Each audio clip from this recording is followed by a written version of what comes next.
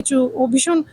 আর বাবা না এমন একটা জিনিস হয় মানুষের, ছেলেদের কাছে স্পেশালি, বলে না খুব বাবা বাবা করছে সারাক্ষণ তা নয়, কিন্তু বাবাটা একটা হয় না ফাউন্ডেশনের মতো, মানে বাবা নেই মানে সব নড়ে গেল। তো সেইটা ও বলতে পারছে না, ছোট বাচ্চা এক্সপ্রেস করতে, আমি যেরকম বলছি কাঁদছি, কিন্তু ও তো পারছে না সেটাও করতে।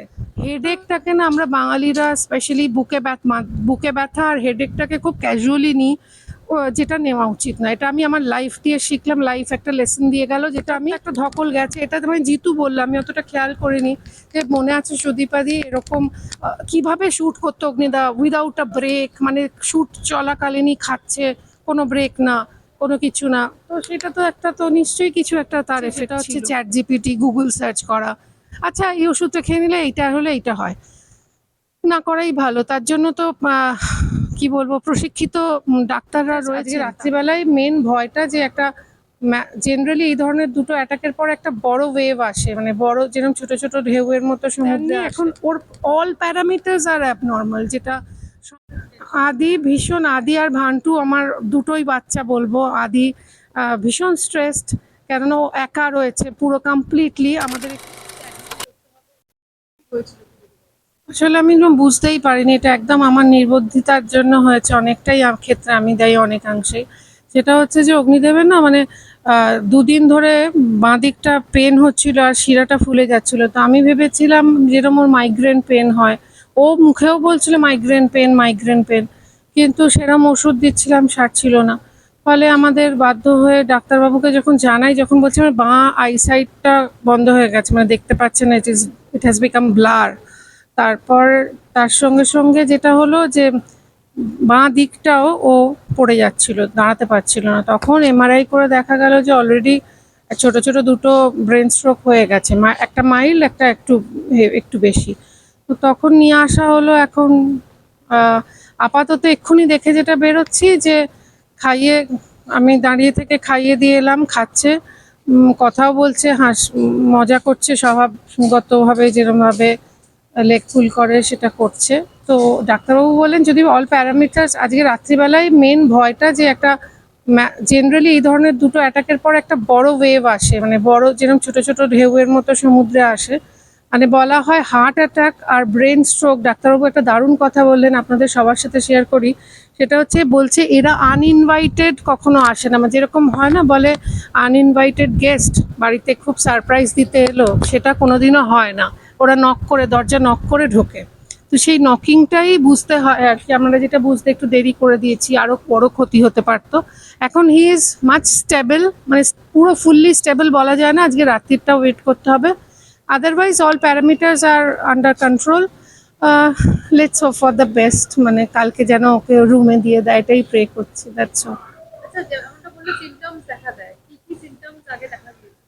যেরকম হেডেক, যেটা আমরা যেটাকে সব সময় ট্রিট করি অ্যাসিডিটি হয়ে গেছে বোধহয়, গ্যাস ফর্ম করে গেছে, বা হেডেক হচ্ছে সারাদিন রোদ্দুরে কাজ করেছি, হেডেকটাকে না আমরা বাঙালিরা স্পেশালি বুকে ব্যথা আর হেডেকটাকে খুব ক্যাজুয়ালি নিই, যেটা নেওয়া উচিত না। এটা আমি আমার লাইফ দিয়ে শিখলাম, লাইফ একটা লেসন দিয়ে গেল, যেটা আমি আপনাদের সবার সাথে শেয়ার করতে চাই। আমি চাই যে এটা না কখনো একটু বেশিক্ষণ যদি হেডেক থাকে, শিরা এখানে রগগুলো ফুলে যাচ্ছে, এবং তার সঙ্গে সঙ্গে চোখ শুদ্ধ ব্যথা, এইটা না নিজেরা, আমরা বাঙালিদের একটা স্বভাব হয় না, মাথা ব্যথার ওষুধ খেয়ে নিলাম, একটু বুকে ব্যথা করছে, একটু অ্যাসিডিটি বা গ্যাস অম্বলের ওষুধ খেয়ে নিলাম।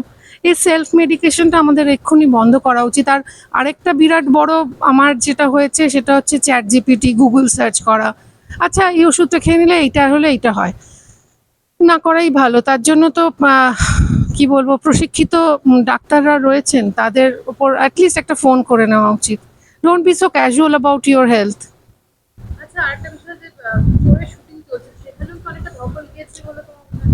সেটা না হয়েছে খানিকটা, আমি দায়ী করে, আমার এটার অন্য মানে বের করবেন না। জিতুর যেহেতু টাইমটা খুব কম ছিল, রাত্রিবেলা সিরিয়ালের শুটিং করে, মানে আমাদের শুটিং করতো, তারপর দিনের বেলা সিরিয়ালের শুটিং করতো, তখন নইলে নন টেলিকাস্ট হয়ে যাবে। একদম ও পুরো মানে গোটা ডে নাইট শুট করতো। তাই জন্য দেখে অগ্নির খুব মায়া হয়েছিল যে এই ছেলেটাকে, আর আমরা দেখতে পাচ্ছিলাম ওর এগেনস্টে চিঠি দেওয়া হচ্ছে, জিতু কমল আনপ্রফেশনাল, জিতু কমল ডেট দিচ্ছে না, শুটিং হেল্ড আপ করছে। সেই জন্য উনি আমাদের তরফ থেকে যেটা করার, যে আমাদের 12 দিনের শিডিউল 9 দিনে কমপ্লিট করেছে। এবার বুঝতেই পারছেন, সে 12 দিনের শিডিউল যদি 9 দিনে কেউ সিনেমা, একটা গোটা সিনেমা কমপ্লিট করে, রাস্তায় শুটিং, রিয়েল লোকেশনে সব শুটিং, সেইগুলো ওরমভাবে কতটা স্ট্রেস গেছে, অগ্নি নিজে ক্যামেরা করেছে, তার ফলে সেটার তো একটা ধকল গেছে। এটা আমি জিতু বললাম, আমি অতটা খেয়াল করিনি। যে মনে আছে সুদীপাদি এরকম কিভাবে শ্যুট করতো অগ্নিদা উইদাউট আ ব্রেক, মানে শ্যুট চলাকালীনই খাচ্ছে, কোনো ব্রেক না, কোনো কিছু না। তো সেটা তো একটা, তো নিশ্চয়ই কিছু একটা তার এফেক্ট ছিল। ডক্টর এখন যে কিছু সেই অর্থে লিস্ট দেননি, এখন ওর অল প্যারামিটার্স আর অ্যাবনর্মাল, যেটা মানে সুগার হাই, বিপি হাই, অন্যান্য যেগুলো ট্রাইগ্লিসারাইড হাই। তো ওর হার্টেরও একটা প্রবলেম রয়েছে, বাইপাস সার্জারি হয়েছিল 2 বছর আগে।